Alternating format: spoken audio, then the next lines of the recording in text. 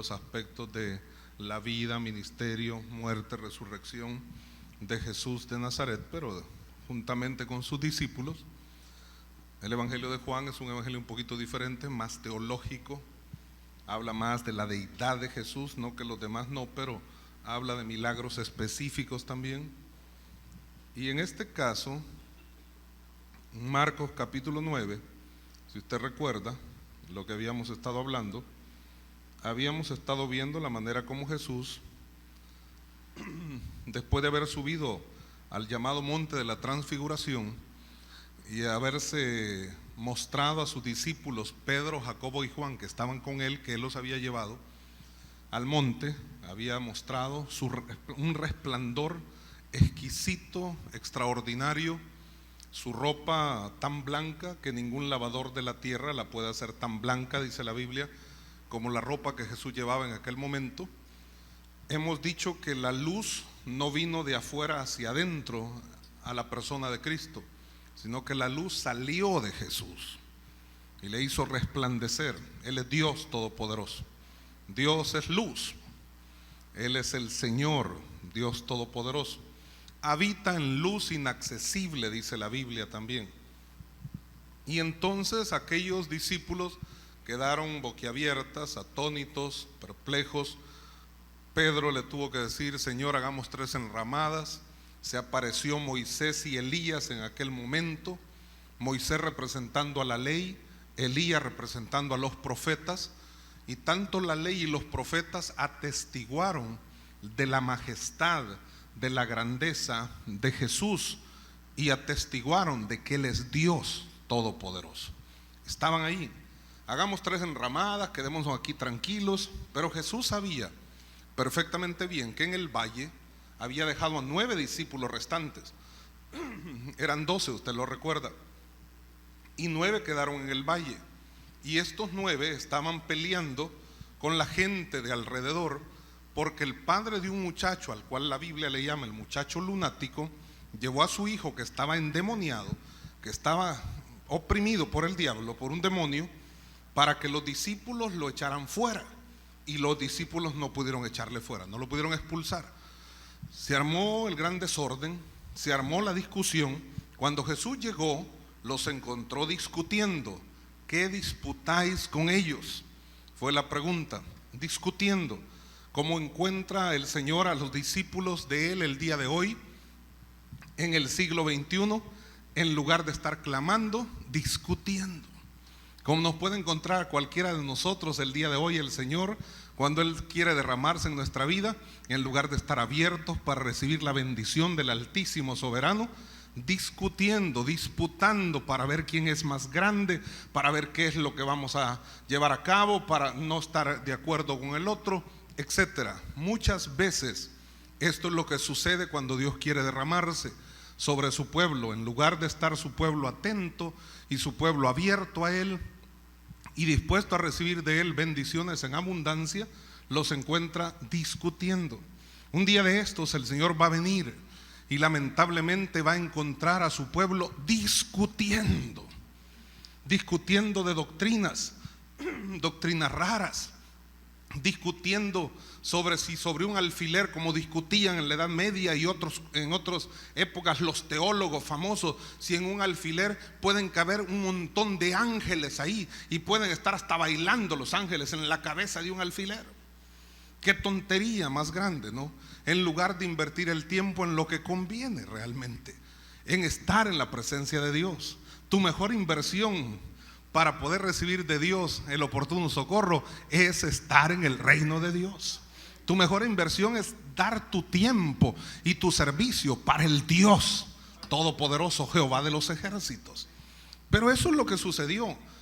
No lo pudieron echar fuera. Jesús lo echó fuera. Jesús reprendió al demonio. El demonio dejó al muchachito. El muchachito quedó ahí tirado. Le dio la mano, lo levantó, se enderezó. Y bueno, la cosa cambió. Al hombre le dijo: si puedes creer, al que cree todo le es posible. El padre del muchacho dijo: creo, ayuda a mi incredulidad. Como nos pasa a muchos de nosotros, y lo he dicho tantas veces, que muchas son las ocasiones en que nosotros tenemos cierta fe, tenemos creencia, creemos que Dios puede hacerlo. En medio de todo hay duda en nuestro corazón, y si dudamos y pedimos al Señor dudando, no vamos a recibir nada de parte de Dios, dice la misma Biblia. Sin fe es imposible agradar a Dios, dice la Escritura de todas maneras.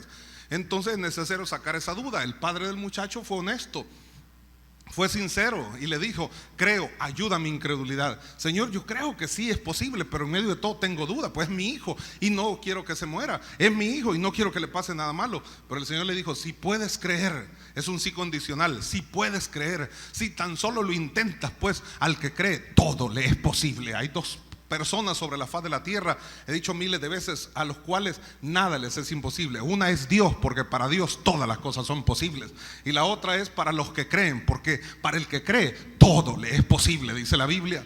Por lo tanto, si podemos creer en esta hora en algún milagro que esperamos de parte de Dios, todo nos es posible. El Señor lo puede hacer, solo es que quiera.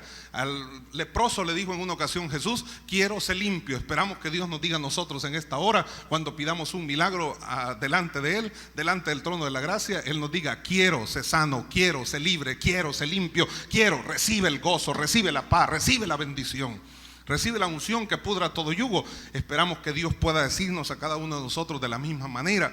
Entonces los discípulos se sentían mal. Los discípulos, ¿quién no se siente mal cuando le falla al Señor?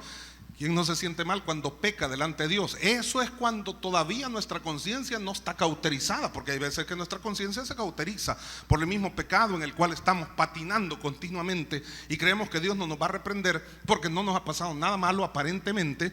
Entonces nosotros decimos: no, yo creo que andamos bien, yo creo que estamos tranquilos, yo creo que estamos normal. Y porque creemos que no nos va a ir mal y que nada malo nos va a suceder, entonces continuamos o seguimos haciendo lo mismo, el mismo pecado. Seguimos deslizándonos en la misma situación pecaminosa o de iniquidad en la cual hemos caído una e infinidad de veces. Y nosotros nos sentimos así, pero no nos sentimos mal por eso. Pero a veces, cuando nuestra conciencia no está cauterizada, sí, las cosas son diferentes. Porque nosotros, cuando le fallamos a Dios, nos sentimos mal. Vamos a su presencia, le pedimos perdón. Cuando nos encomienda hacer algo y no lo cumplimos, también nos sentimos mal, nos sentimos avergonzados. Cuando vemos a las personas a las cuales les hemos fallado, nos sentimos mal. Y es una situación difícil la que sucede muchas veces. Hay cosas difíciles, hay situaciones un poco complicadas, hay situaciones espeluznantes. Mire, ve, gigantesca iguana la que pasó por ahí. Estamos siendo invadidos por, bueno, terrible. Ya ve, hay situaciones difíciles. Y usted me mira y ya me va a comer el animal y no me dice. Entonces, vea qué interesante. Ahí los hermanos están viendo cómo le dan, para ver, como no hay vendimia ahora, va a ver cómo le dan. Bueno, entonces con tal que cierre la puerta para que no sea un gran escándalo aquí después que va a salir el iguanodonte ahí. Muy bien, gracias hermanos. Entonces fíjese usted, qué tremendo, ¿no? Cuando le fallamos a Dios, si los hermanos no la agarran, se van a sentir mal también, pues. Cuando le fallamos a Dios, no nos sentimos bien. Hay algo que palpita en nuestro corazón, ¿no? Y nos dice: no, hombre, no, la regaste. Tenés que reconciliarte con Dios, tenés que pedirle perdón, etcétera. Ahora, los discípulos le dijeron al Señor: ¿por qué no lo pudimos echar fuera, el demonio de este muchacho? Y el Señor les hace ver que hay género de demonios que solo salen con oración y ayuno. Pero no se refería, como lo he dicho tantas veces también, al demonio que estaba estorbando la vida del muchacho, sino bien al género de demonio, sino bien al principado o potestad demoníaca que perturbaba la vida de las personas en aquel tiempo y la perturba hasta el día de hoy: la incredulidad. No pudieron echarlo fuera por incrédulos. No pudieron echarlo fuera porque en lugar de creerle a Dios, estaban discutiendo entre ellos a ver quién era el más fuerte, a ver cómo eran las cosas, a ver quién era el que tenía mayor fuerza, ahí mayor liderazgo. No estaban siendo humildes delante de Dios. Esa es la cosa, ¿no? Esa es la gran diferencia que existe entre que muchas veces no sucede algo y muchas veces sí suceden los milagros en medio del pueblo del Señor. Estos discípulos se sentían mal, o a lo menos yo creo, debieron haberse sentido muy mal. Sin embargo, ellos aparentemente, después que el Señor les dice las cosas, van en lugar de estar humildes Ir diciendo, sí, la próxima vez no me pasa eso, la próxima vez yo voy a cambiar la manera de actuar, la próxima vez, si Dios me da oportunidad, voy a reivindicarme delante del Señor. Señor, dame una oportunidad pronto para que no vaya a fracasar. Una vez más, quiero mostrarte que yo sí puedo hacerlo, que en tu nombre lo voy a poder hacer. Pero en lugar de ir así, el capítulo 9 del Evangelio de Marcos, lo que estábamos viendo la vez anterior, me habla, el versículo 30, ¿lo tiene ahí? Marcos capítulo 9. Evangelio de Marcos capítulo número 9. Le he narrado prácticamente desde el versículo 1 en adelante.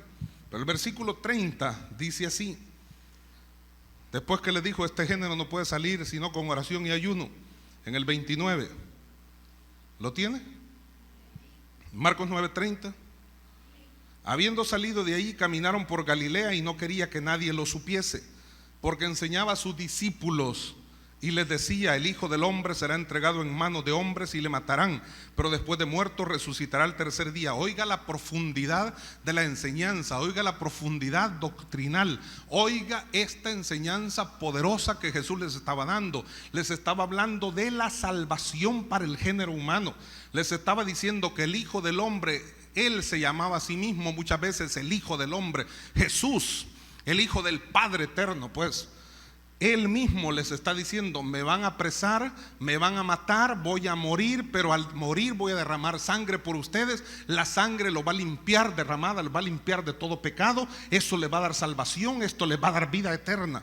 O sea que no era cualquier cosa la que les estaba enseñando. Les estaba diciendo que iba a ser apresado, que iba a morir, no necesariamente para que se armaran y lo defendieran. Jesús no necesita que lo defendamos, Él es Dios todopoderoso. Los que necesitan que los defiendan son los muñequitos que no son dioses, pues, que uno los tiene ahí muchas veces para adorarlos y para darles divinidad, cuando no son nada. Realmente el Dios todopoderoso habita en los cielos, el Dios todopoderoso habita en la tierra, el Dios todopoderoso habita en nuestro corazón, el Dios todopoderoso nos tiene en el hueco de su mano. A su nombre sea la gloria. Bendito sea el nombre de Jehová de los ejércitos. Por tanto, entonces, Él les enseña de su poder, de su grandeza, y les dice: no voy a quedarme muerto, voy a resucitar. Esa es la base de vuestra fe. Ese es el sustento del cristianismo, que Jesús no solo murió, sino que Jesús cumplió lo que había prometido. Al tercer día resucitó de entre los muertos. Es la enseñanza gloriosa que Jesús le viene dando. Y los discípulos, en lugar de venir arrepentidos, en lugar de venir humillados, en lugar de venir dispuestos a aceptar alguna reprensión de parte del Señor, vienen envalentonados, vienen orgullositos, siempre vienen discutiendo para ver quién va a ser el más grande en el reino de los cielos o en el reino de Dios, para ver quién va a ser el líder, para ver quién va a estar ahí haciendo un montón de cosas. Y entonces Jesús les habla de manera diferente después, pero espera llegar a un lugar adecuado para poderles reprender o para poderles dar una enseñanza diferente. Al principio, cuando caminan, esto les enseña y les dice: el Hijo del Hombre será entregado en manos de hombres y le matarán, pero después de muerto, versículo 31, resucitará al tercer día. Pero oiga el versículo 32, esto es lo que estuvimos viendo la vez anterior. Pero ellos no entendían esta palabra y tenían miedo de preguntarle. Sus ojos estaban velados o vendados, sus oídos estaban pues bastante problemados para poder entender lo que Jesús les estaba diciendo. Pero sobre todas las cosas, su discernimiento espiritual no estaba ejercitado para las cosas de Dios.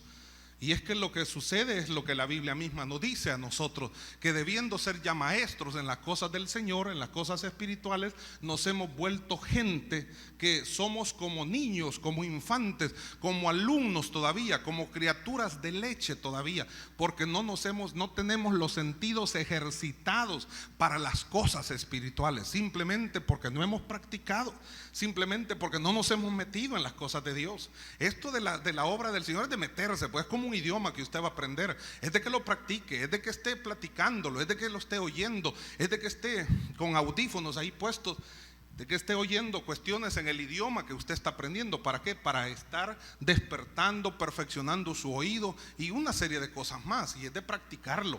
Usted a lo mejor lo aprendió bastante bien, pero después dejó 25 años de practicarlo, no que se le va a olvidar. Sin embargo, se pierde audición, se pierde modulación, se pierde pronunciación. ¿Todo por qué? Porque no se practicó. Lo mismo son las lenguas espirituales, lo mismo son las cosas de Dios, lo mismo es el servicio en la obra de Dios. Si no lo practicamos continuamente, nos oxidamos. Si nos quedamos sentados y nos quedamos sentados 25 años de estar sentados en la misma silla, hermano, vamos a tomar forma de silla. El Señor no quiere que tomemos forma de silla, Él quiere que tengamos forma de siervos, aleluya, siervos para hacer la voluntad de Él todos los días de nuestra vida. Pero estos discípulos estaban discutiendo, estaban peleándose. Los otros pasajes paralelos hablan también de esos aspectos, que discutían entre ellos mientras caminaban, y discutían para ver quién era el más grande. Y aquí lo dice también más adelante, ya lo vamos a ver. Pero eso es la situación real. Jesús quiere bendecirnos y nosotros estamos envueltos en un montón de cosas más. Jesús quiere derramar su presencia sobre nosotros y nosotros estamos discutiendo para ver quién es el más grande, para ver por qué aquel es bendecido y yo no, para ver por qué con aquel Dios tiene, parece que más preferencia que conmigo, por qué Dios le oye más a este y a mí no me escucha. Eso no le debe de importar. Dios no tiene preferidos. Lo que Dios tiene son próximos a Él, porque cuando estamos próximos a Él, estamos en intimidad con Él y estamos en su presencia. Y no es que haya favoritismo, pero Dios te exalta a aquel que se humilla en su presencia, pues. Pero cuando alguien se comporta de esa manera, así muy fanfarrona y muy jactanciosa y muy orgullosa, y que temen de preguntarle al Señor las cosas que no entienden, van a fracasar, van rumbo al fracaso. Tenían miedo de preguntarle. ¿Por qué tenerle miedo al Señor? Pues si el Señor es nuestro Padre celestial, y si es nuestro Padre, el abrazo del Padre es lo que necesitamos. ¿Por qué vamos a tener miedo de entrar en la cámara secreta de la oración para platicar con Él? No es así el asunto. Por eso es que Esther, la reina Esther del libro de Esther, tenía miedo de entrar para platicar con su marido, pues, para pedirle por el pueblo. Tenía miedo. Sin embargo, al final Mardoqueo le manda a decir: mira, Esther, si tú no lo haces, respiro y liberación vendrá para los judíos de otra parte.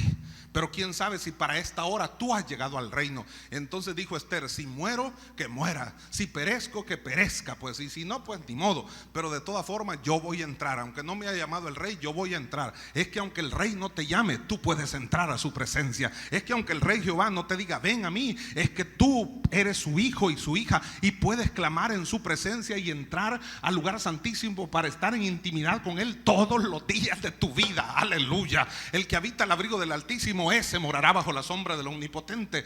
No es que Él te tenga que llamar: vamos a ver, hoy te toca tu turno, fulano, hoy te toca tu turno, sutana. No, es que todo el tiempo podemos estar en comunión con Él. A Él le complace que nosotros clamemos. Cuando le pedimos, Él se siente alegre, porque sabe que cuando le pedimos, nosotros le estamos creyendo que Él puede hacer un milagro en cada una de nuestras vidas, que tenemos fe. Entonces vamos rumbo a la bendición, orando en la presencia de Dios todos los días de nuestra vida y clamando, diciéndole al Señor que Él es bueno y para siempre es su misericordia.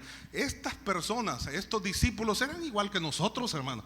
No creo que los discípulos eran la gran maravilla, la gran panacea, el topus uranus y ahí topo todo, y estos eran el non plus ultra de la santidad. Eran pícaros también, hombre. Eran gente rebelde también, eran gente incrédula, era como nosotros muchas veces. No crea que no, si a nosotros nos pasa lo mismo. Y nosotros decimos: pero si tan solo yo fuera como Pedro. No, hermano, si Pedrito era terrible. Y era de mecha corta el maestro, no crea. Bravo. Y los otros, Juan y Jacobo, les decían los Boanerges, que quiere decir los hijos del trueno. Y eso quiere decir, no le decían hijos del trueno porque unas pringuitas echaban, seguramente que echaban rayos y centellas, pues. Eran bravos estos personajes, no crea. Otro incrédulo, Tomás era un gran incrédulo, pues, no se acuerda. Felipe se la picaba del más listo y era pues también solamente cuestión de pantalla, pues no tenía nada de destreza. A la hora de las horas su fe estaba en los números, pero no en la presencia del Dios del universo. A Felipe fue el que se le encomendó que hiciera números e hiciera cuentas para ver cómo le podían dar de comer a los 5,000 que estaban allá, que no tenían cómo regresarlo ya porque era noche y tenían que darles de comer. 5,000 hombres sin contar las mujeres y los niños. Y Felipe fue el encargado. Y el Señor Jesús le encarga que haga números para ver qué es lo que se puede hacer. Y hace números con su computadora, su laptop, su Palm y lo que usted quiera que tenía ahí. No tenía nada de eso, ¿verdad? A puro dedito, a puro palillo ahí en la arena o donde sea. Pero la cosa que hizo cálculos, hizo números y le dijo 200 denarios de pan. El denario era el jornal que se le daba a un obrero por un día de trabajo. Eso quiere decir que 200 días de trabajo que ganara una persona no iban a ser suficientes para darle de comer y comprar pan para que comieran toda esa cantidad de personas. 5,000 hombres sin contar las mujeres y los niños. Póngale una mujer por hombre, son 10,000, y póngale un par de niños por cada pareja. Eso quiere decir que habían no menos de 15, 20 o 25,000 personas por ahí reunidos. Y a esto les tenían que dar de comer. Cuando vieron aquello dijeron: no, esto es imposible, porque cuando somos de la escuela de Felipe somos gente fría. Cuando somos de la escuela de Felipe somos gente que no entendemos las cosas, porque solamente cuando las vemos entonces decimos aquí está. Cuando tenemos la cantidad entonces decimos sí se puede. Cuando vemos el dinero entonces decimos sí es posible, pero de lo contrario decimos que no se puede. Pero Andrés tenía una escuela diferente, y Andrés llevó a un niño que tenía 5 panes y 2 pececillos a la persona de Cristo Jesús, y lo puso aquellos panes y peces en las manos de Jesús y le dijo: Señor Jesús, aquí hay un niño con 5 panes y 2 pececillos, mas ¿qué es esto para que coman tanto? Yo no sé, pero lo único que sé es que cuando yo pongo algo en tus manos las cosas se vuelven distintas. Cuando yo pongo algo en tus manos mi vida cambia. Cuando yo pongo mi confianza en ti, Señor, las cosas son diferentes. Y si yo pongo mi mirada en ti, entonces tú me das bendición en abundancia. Alabado sea el nombre de Dios. Hay que ser de la otra escuela entonces. La escuela de Andrés era una escuela más extraña, más rara, más sencilla, pero era una escuela de fe, una escuela de que si yo pongo algo en las manos del Señor, si mi vida la pongo en las manos del Señor, Él la va a hacer fructificar al 100%. Aleluya. Voy a ser diferente entonces, voy a cambiar, voy a ser diferente cuando yo pueda poner todo lo que soy y todo lo que tengo en las manos de Cristo Jesús, Señor nuestro. Pero la cosa no es así cuando yo me dejo guiar por las cosas que este mundo me enseña. Este mundo me va a enseñar que si yo no veo, no puedo creer. La Biblia me dice que si yo puedo creer, entonces puedo ver la gloria de Dios. Muy bien, entonces, no entendían las cosas y tenían miedo de preguntarle. ¿Por qué no le preguntaron al Señor, pues? ¿Por qué no se acercaron a Él y dijeron: mira, Jesús, no entiendo esto, pues? Yo no sé a qué te referís con eso, pues. Estamos aquí un poco topados, pero explícanos. Explícanos. En Guatemala decirle topado a alguien quiere decir que es bien listo, fíjese. Aquí decirle topado es que es bien dundo. Sí, le digo eso porque una vez estábamos ahí con unos hermanos y entonces yo quería hablar con un hermano y hablé con él y me dijo: hágame una carta para la hermana fulana, la hermana Cindy Jacobs, yo se la voy a llevar, yo la voy a ver uno de estos días. Y entonces el hermano que estaba a la par mía me vio escribiendo la carta y me dijo: a la Cindy le estás escribiendo. Ah, sí, es que el hermano George Otis Jr. me dijo que le enviara una carta, que le hiciera la carta. Ah, topado vos, ¿verdad? Me dijo. Y entonces yo me le quedo viendo y digo: ¿y este tipo cuál es la confianza que yo le he dado para que me diga topado? Pues sí, no me cayó muy bien pero me dice loco y llama al otro hermano y le dice: vení, Raúl, le dice al otro, Raúl Gutiérrez, ya lo conoce usted. Vení, le dice: mira, le dijo, topado el niño, le dijo. Otra vez. Dije yo: si me dice otra vez, le digo algo. Y entonces Raúl va de reírse. Y entonces le dijo: no, hombre, le dijo, mira, en El Salvador decirle topado a alguien es decirle que es dundo, pues. Y entonces el hombrecito me dijo: no, hombre, hermano, disculpe, me dijo, aquí quiere decir que es bien listo. Yo lo vi a usted escribiéndole la carta ahí rapidito. Y yo dije: este tipo bien listo, pues. No, topado, pues, ¿verdad? Pues ya no me dijo topado, sino que listo. Pero es raro, ¿no? Es totalmente diferente lo que significa. Pero, ¿por qué no preguntarle, pues, para salir del error? ¿Por qué no preguntar para salir de la ignorancia? Y a veces nosotros nos quedamos con la duda, a saber qué quiso decirme, a saber qué es eso. Pues todos se rieron, pero yo, el único que no me reí, yo no lo entendí. Y el problema es porque nos hemos criado en un ambiente de problemas, ¿no? En un ambiente que cuando yo pregunto en medio de la clase, ¿qué es eso, profesor? Explíquemelo otra vez. Todo el mundo se burla de mí. Y entonces me hacen bulla. Y si el profesor me dice algo feo, entonces dice, porque la mara así es, ¿no? La gente fregada. Y le hacen bulla y le dicen dundo, le quieren decir a uno pasmado, que no entendés. Y los otros no habían entendido tampoco, la gran mayoría, ¿verdad? Topados también. Pero la cosa es que esta gente no le pudo preguntar al Señor. No se atrevieron a preguntar, tenían miedo de hablar con Él y no andaba con ellos, pues. Y 3 años y medio no andaba con ellos, enseñándoles de manera peripatética, es decir, caminando. Y mientras caminaba les enseñaba las cosas. ¿Y cómo era posible que ellos no pudieran entender las cosas de Dios? ¿Y cómo no tenían la confianza para preguntarle? Si usted camina con Jesús un día, pues todavía a lo mejor algo de confianza le va a faltar, ¿no? Pero si camina un mes, va a saber que tiene mayor confianza en Él. Si camina un año, se habrá dado cuenta durante ese año de comunión con Él que Dios jamás le ha fallado, aleluya. Que Dios es bueno y para siempre su misericordia. Y entonces usted y yo nos daremos cuenta que podemos clamar a Él sin reservas, y que Él siempre nos va a responder, y que Él siempre va a estar al lado de nosotros, y que Él siempre va a estar queriéndonos ayudar. Por lo tanto, entonces, después de 3 años y medio de andar con Él caminando, o una buena cantidad de tiempo de andar con Él, entonces vamos nosotros a comprenderlo a cabalidad y a entender todas las cosas que Él nos quiere enseñar, a saber cuál es hasta sus suspiros, pues, qué es lo que significan para nosotros. Pero muchas veces nosotros tenemos muchos años de estar en la obra del Señor y todavía no entendemos lo que Dios quiere enseñarnos a nuestra vida. Y no podemos preguntarle nada porque tenemos miedo de preguntarle, porque nos falta confianza delante de Él. Y creemos que cuando clamemos Él no nos va a querer escuchar, porque nosotros no hemos tenido una buena comunión o intimidad con Él todos los días de nuestra vida cristiana. Es tiempo entonces de comenzar la comunión con Él. Estos discípulos, los apóstoles, los llamados a ser enviados, no entendían esta palabra y tenían miedo de preguntarle. ¿Y qué más claro? Pues será entregado en manos de hombres, le van a matar, pero no me voy a morir, al tercer día voy a resucitar. O aunque me muera, pues al tercer día, después de haberme sepultado, voy a resucitar de entre los muertos. ¿Entienden eso?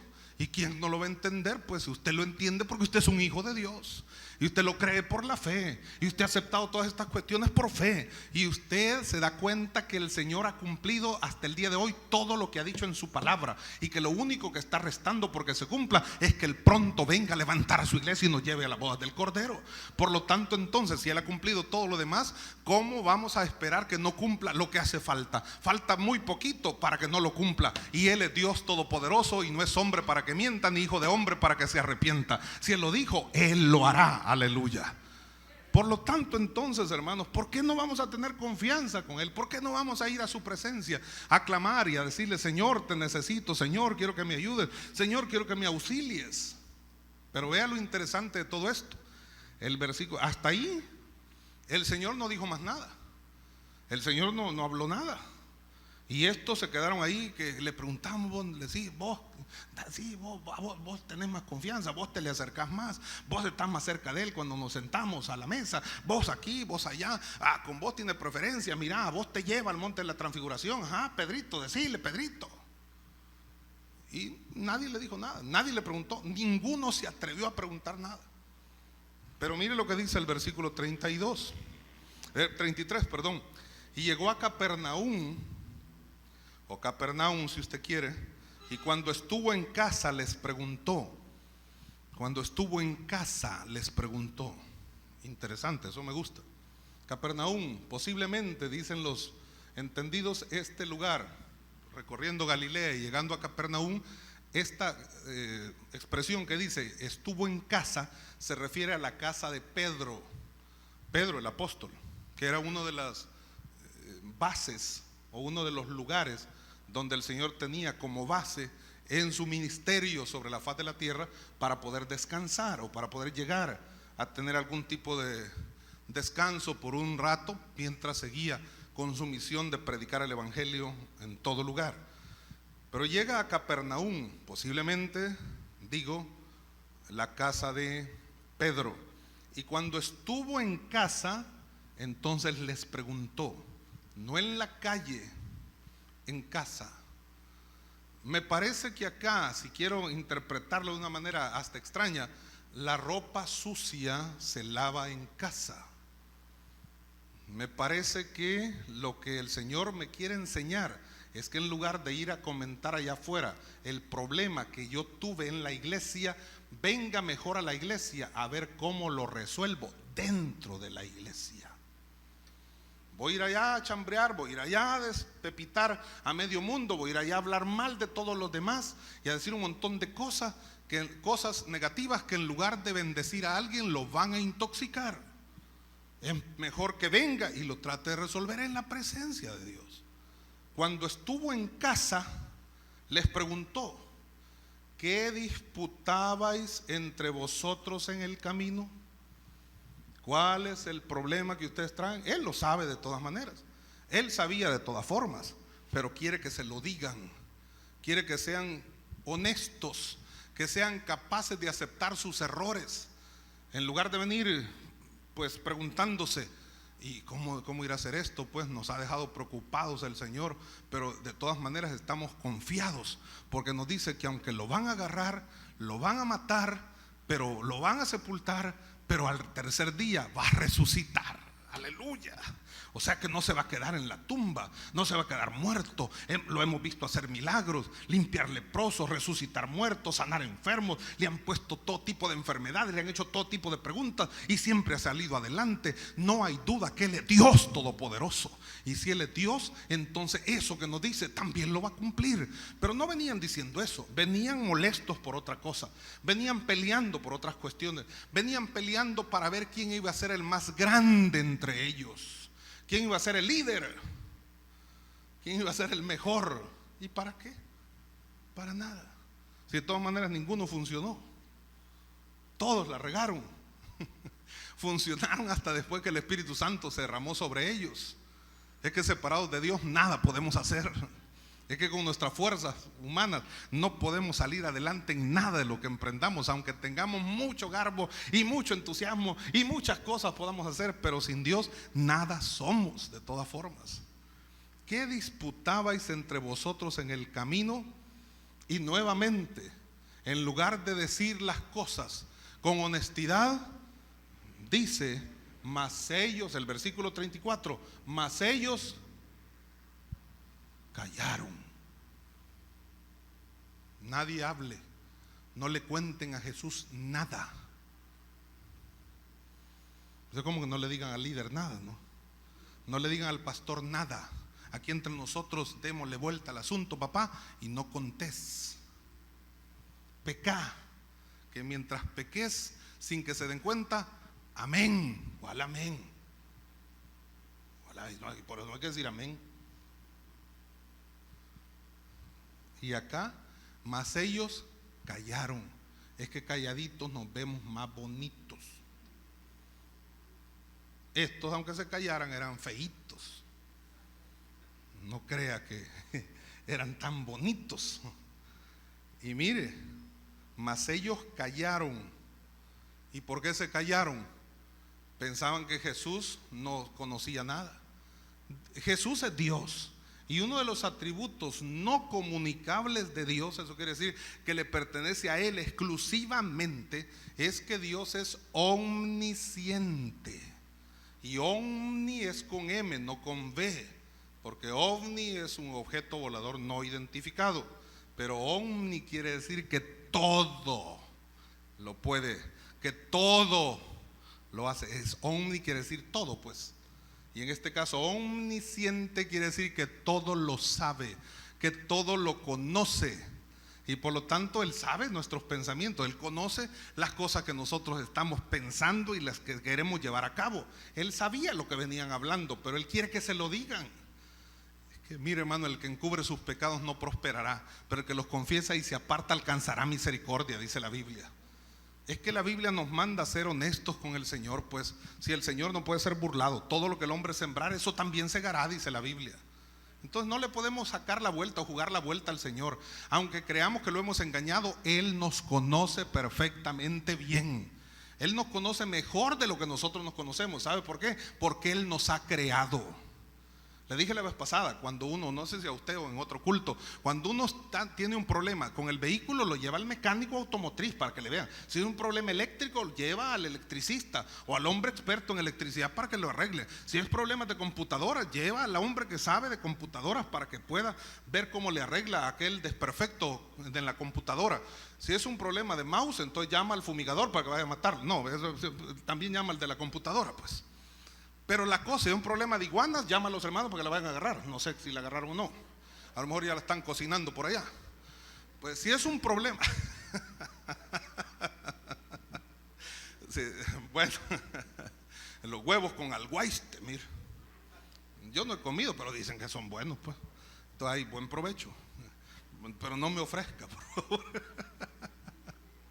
Pero mire, hermano, cuando uno está complicado en su vida espiritual o en su vida de salud, pues uno puede buscar un médico. Pero cuando es espiritual el asunto, el médico le hizo todos los diagnósticos habidos y por haber, todos los chequeos médicos para darle el diagnóstico, más bien dicho, no le encontró absolutamente nada. Entonces quiere decir que el problema no es físico, el problema es de otro tipo. Entonces hay que ir al fabricante, hay que ir al que nos construyó, hay que ir al que nos creó, y el que nos creó se llama Jehová de los ejércitos. Aleluya. Y en Él sí vamos a encontrar el oportuno socorro, el consuelo, el amor abundante para poder ser diferentes todos los días de nuestra vida. Necesitamos de Él definitivamente, pero a veces no lo entendemos así y creemos que las cosas no son así. Mas ellos callaron. ¿Por qué no vamos a callar cuando el Señor nos pregunta algo? Mire, en la Biblia hay un montón de veces en que el Señor les preguntó algo a las personas y las personas, depende cómo contestaran, así iban a recibir su respuesta también. En una oportunidad, ¿se recuerda el ciego Bartimeo? Después que oyó que Jesús pasaba por ahí, estaba junto al camino y de repente empezó a gritar, porque el hombre era ciego, como he dicho yo, pero no era sordo. Pues él oyó, y cuando oyó que Jesús pasaba por ahí y sabía que Jesús hacía milagros, comenzó a gritar: Jesús, hijo de David, ten misericordia de mí. Le he dicho un montón de veces que la teología del ciego no era la mejor, porque hijo de David se le decía como un título político, no como un título de divinidad, sino un título político. Se iba a sentar en el trono de David en un momento determinado. Ellos esperaban eso para poder dar al traste con toda la subyugación o todo el yugo de esclavitud romano que había sobre ellos, y los iba a despedazar. Pero Jesús no vino a vencer o a ganar batallas políticas. Jesús vino a deshacer las obras del diablo. Aleluya. Jesús vino a buscar y a salvar lo que se había perdido. Gloria a Dios. Y los que se habían perdido eran las personas, y los que nos habían perdido éramos nosotros. Y Jesús vino a deshacer las obras del diablo en nuestra vida para que seamos libres del pecado y de la maldad también. Gloria al nombre de Jehová de los ejércitos.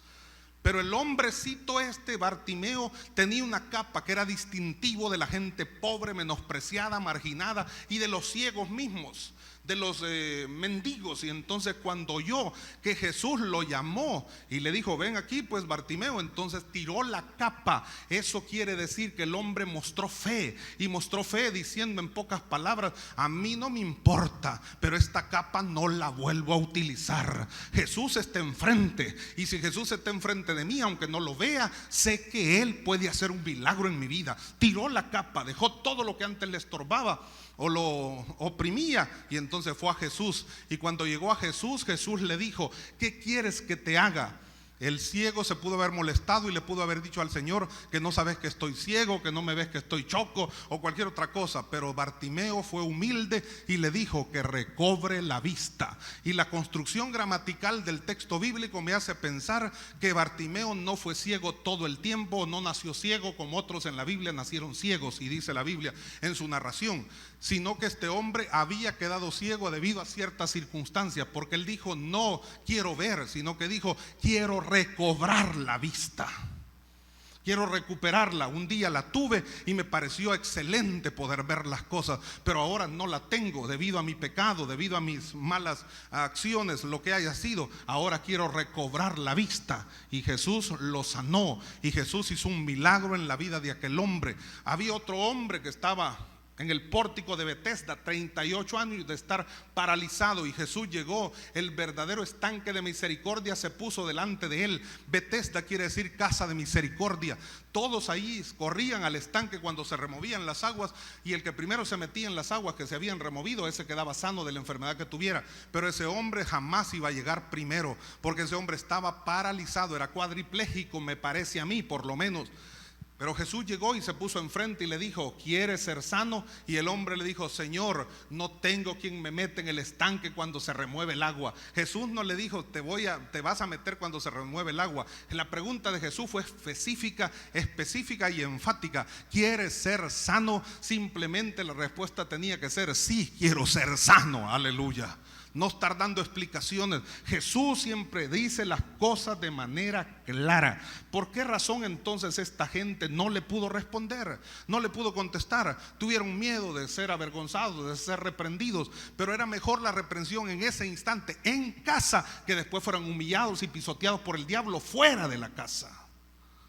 Así nos pasa muchas veces a nosotros, ¿no? Allá afuera es que nos dan duro, allá afuera es que nos humillan, allá afuera es que el diablo se empacha en nosotros, allá afuera es que los usados por el diablo hacen desmanes en contra de la iglesia de Cristo. Tan solo, ¿por qué? Porque en lugar de resolver los problemas en casa con Jesús, queremos resolverlos allá afuera. Allá afuera no es el lugar para solventarlos, es dentro, en la presencia de Cristo Jesús, que vamos a solventar las situaciones. Y Jesús esperó llegar a casa para preguntarles: ¿qué disputabais entre vosotros en el camino? Pero ellos no le quisieron decir, mas ellos callaron. ¿Y por qué se callaron? Tuvieron vergüenza, porque en el camino habían disputado entre sí. Versículo 34: ¿quién había de ser el mayor? Hermano, ¿y para qué? ¿Para qué vamos a estarnos creyendo más de la cuenta si somos lo que somos en Cristo Jesús, pues? Ahora, puede ser que uno lo mire con jerarquía, ¿verdad? ¿Por qué? Porque Dios ha levantado apóstoles, profetas, evangelistas, pastores, maestros, y pues están en eminencia, y son gente que nos preside en el Señor, y son gente que tiene ministerios específicos, y debemos respetarlos y someternos pues en un momento dado al ministerio que cada uno puede ejercer y que cada uno pueda desarrollar. Usted se somete en esta iglesia a un liderazgo, ¿por qué? Por la pura gracia y misericordia de Dios, pues. Eso es así. ¿Por qué? Porque usted entiende cuál es la línea de liderazgo que Dios estableció, la línea de autoridad que Dios ha establecido. No nos sometemos por la fuerza, a nadie le andamos ahí diciendo cosas feas, pues, para que se pueda someter. Se somete la gente por puro amor y misericordia, definitivamente. Ahora Jesús sabe las cosas como son, y Jesús hubiera deseado que esta gente, en lugar de estar peleando para ver quién iba a ser el más grande, de todas maneras entre ellos todos eran apóstoles, pues. Cada uno iba a tener su ministerio específico a su debido momento. Después del Pentecostés, dice la historia de la iglesia, no tanto la Biblia. La Biblia menciona de algunos cuantos apóstoles, y después incluye a Pablo, incluye a otros más que según pues podemos ver ahí también desarrollaron ministerios apostólicos, pues como Bernabé y quizá otros tantos más. Pero en medio de todo eso, los discípulos del Señor, los apóstoles del Señor, la historia de la iglesia, la historia eclesiástica narra que unos fueron a África, que otros fueron a Asia, que otros fueron a diferentes lugares a proclamar el evangelio de Cristo Jesús, y que prácticamente todos murieron martirizados por las persecuciones, menos Juan, que fue enviado después de haber sido puesto en una olla con aceite hirviente, que le he contado, que dice la tradición, lo mandaron allá, uno de los césares romanos lo mandó desterrado a la isla de Patmos, pensando que ahí el viejito, que tenía 90 años o más en esa época, se iba a morir de tristeza y de soledad. Pero él, Juancito, de los Boanerges, el hermano de Jacobo, el de los Boanerges, este muchacho, ahora viejito, tuvo la revelación más gloriosa que hombre alguno jamás haya conocido ahí en la isla de Patmos. Es que aun cuando parece que estamos solos, Dios está con nosotros como poderoso gigante. A su nombre sea la gloria. Y ahí se le reveló, y ahí escribió el libro de Apocalipsis. Aleluya.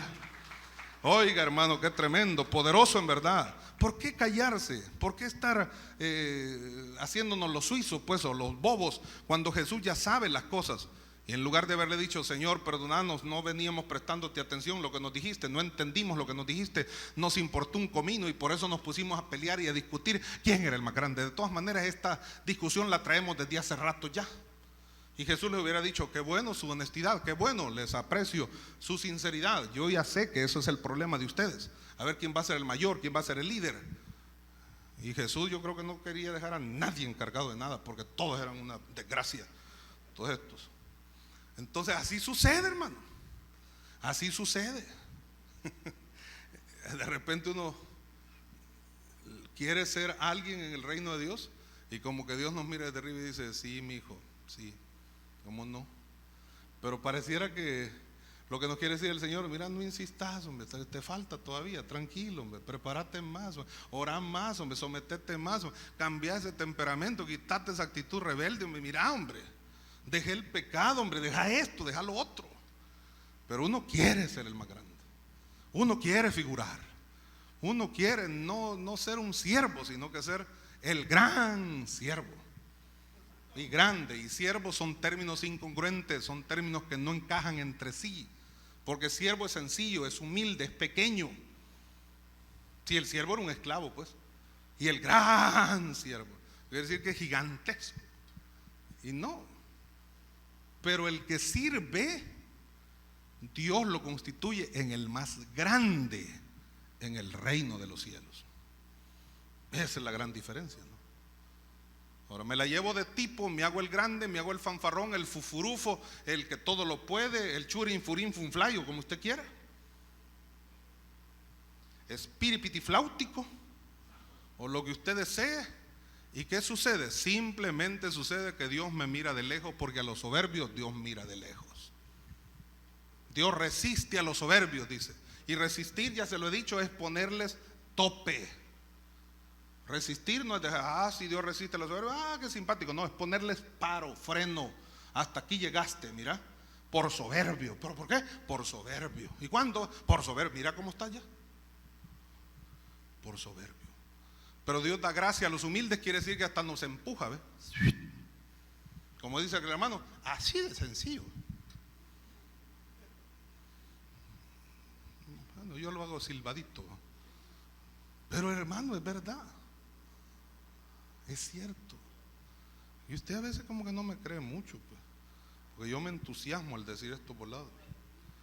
Pero la verdad es esa. Discutieron para ver quién había de ser el mayor. Debo de terminar ya. Y mire el versículo 35. Entonces él se sentó y llamó a los 12, para que se dé cuenta que ninguno se salvaba. Llamó a los 12. Ay, muchachos. Y les dijo: Arturito, vení, ¿verdad? Fulanito, vení. A todos, pues, sentate aquí, te quiero enseñar. Él se sentó. Y cuando el rabino se sentaba, iba a enseñar, o iba a impartir una enseñanza que iba a perdurar toda la vida. Como la canción, toda la vida. No era para un ratito, no era para resolver el problema ahí inmediato, era para toda la vida. Esto les iba a ayudar toda la vida. Entonces él se sentó, versículo 35, y llamó a los 12 y les dijo: si alguno quiere ser el primero, será el postrero de todos y el servidor de todos. Si alguno quiere ser el primero, por sus propias fuerzas, si alguno se autonombra líder, será el postrero de todos y el servidor de todos. No es así que se gana el cargo, en otras palabras, le dijo Jesús. No es eso lo correcto. Y tomó, versículo 36, a un niño y lo puso en medio de ellos, y tomándole en sus brazos les dijo: el que reciba en mi nombre a un niño como este, me recibe a mí, y el que a mí me recibe, no me recibe a mí, sino al que me envió. Amén. El más grande en el reino será el que se la quiera llevar de grande, pues, o de primero, será el postrero de todos y el servidor de todos. Pero si alguien quiere ser grande en verdad en el reino, tiene que humillarse, ser servidor, ser siervo, recibir en mi nombre a un pequeñito como este, porque cuando lo recibe a él, a mí me recibe, dijo Jesús. Versículo 37, y el que a mí me recibe, no me recibe a mí, sino al que me envió, al Padre Celestial, en otras palabras. ¿Quieren ustedes ser diferentes? Les dijo a los apóstoles. ¿Quieren ustedes ser distintos? ¿Quieren ustedes encontrar la bendición? Sean humildes. Reciban a un niño como este. No lo menosprecien. Ustedes lo quieren echar fuera porque lo miran pequeñito y creen que no tiene derecho a nada. Pero dejen a los niños venir a mí, no se los impidan, porque de ellos, de los tales, es el reino de los cielos. Porque ellos son sencillos, porque ellos tienen un corazón puro, y aunque dicen cosas muchas veces por imitación o porque lo oyen o porque así se los enseñan, pero cuando están pequeños los niños normalmente están diciendo la verdad. Por eso es hasta peligroso, ¿verdad? Y dice uno, que los niños y los bolos siempre dicen la verdad. ¿Ha oído esa frase por ahí? Porque dicen cosas los niños, ¿verdad? Entonces uno está diciendo, no, es que cuando fuimos, ¿verdad?, allá a Guatemala, y que pues sí, nos fuimos en avión, y dice, no, si no fuimos a Guatemala en las vacaciones, dice el bichito, sino que íbamos a ir, pero ya no pudimos. Entonces, y la gente oyendo que el mono está hablando ahí, y nos está poniendo en ridículo, pues, ¿por qué? Porque está diciendo cosas que no hemos hecho, y él está diciendo la verdad. Entonces, a veces no queremos ser gente con un corazón simple, sencillo,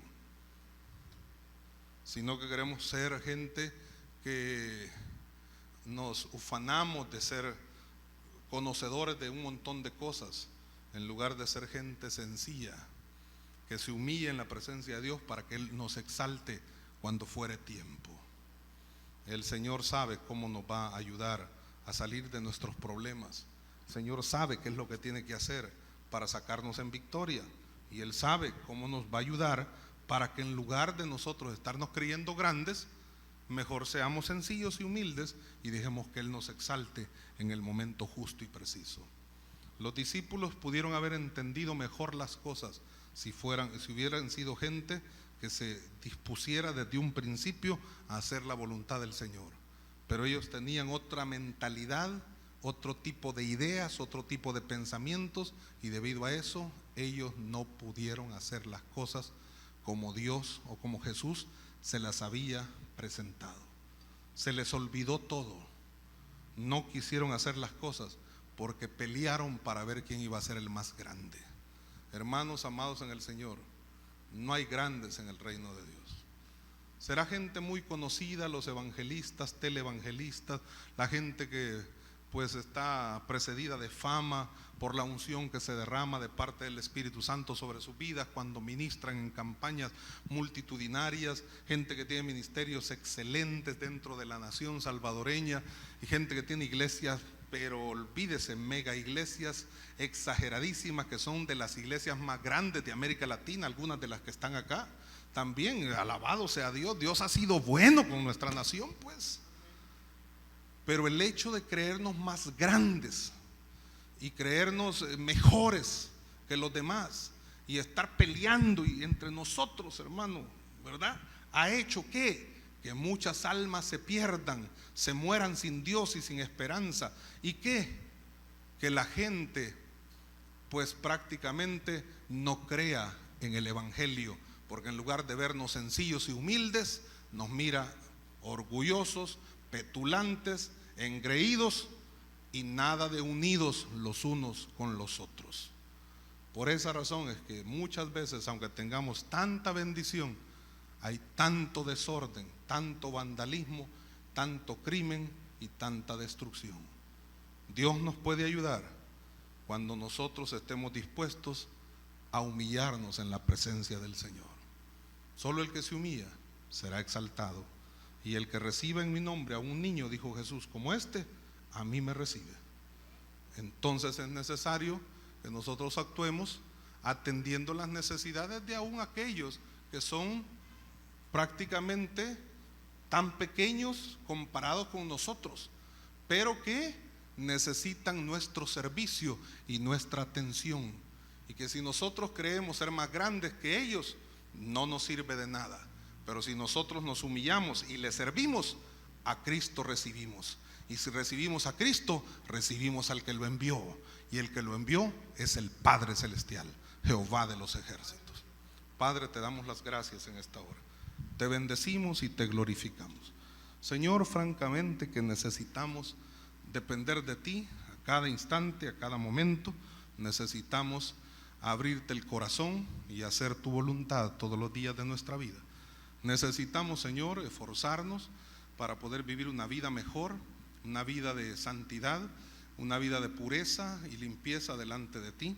Necesitamos, Señor, que tú nos ayudes y nos auxilies para poder hacer bien las cosas. En el nombre de Jesús te lo pedimos, Señor. Oramos por la vida de cada uno de tus hijos e hijas presentes, para que tú a cada uno te encargues de ministrarle con poder y bendecirle de manera especial y maravillosa. Solo tú nos puedes ayudar en medio de tanta cosa difícil, en medio de tanta arrogancia que como pueblo tuyo muchas veces tenemos o mostramos, Señor. Ayúdanos a ser sencillos, a ser humildes, Señor, a estar dependiendo de ti, a humillarnos en tu presencia y a esperar de ti el oportuno socorro y la bendición de lo alto. Señor, te necesitamos, hoy más que nunca te necesitamos. Y oramos creyendo de que tú siempre tienes algo nuevo, hermoso y especial para bendecir a tu pueblo. Gracias, Señor, en tus manos les encomendamos. Oramos por salud, oramos por bienestar, oramos para que tú sigas capacitándonos y ayudándonos en todas las cosas que emprendamos. Señor, bendice las actividades por la tarde también, que sean de gran provecho, de gran bendición, Señor, en el nombre de Jesús de Nazaret. Gracias, Señor, por tu pueblo fiel. Te alabamos y te bendecimos, te glorificamos, Señor, en el nombre de Jesús de Nazaret. Gracias, Señor. Muchas gracias, Señor.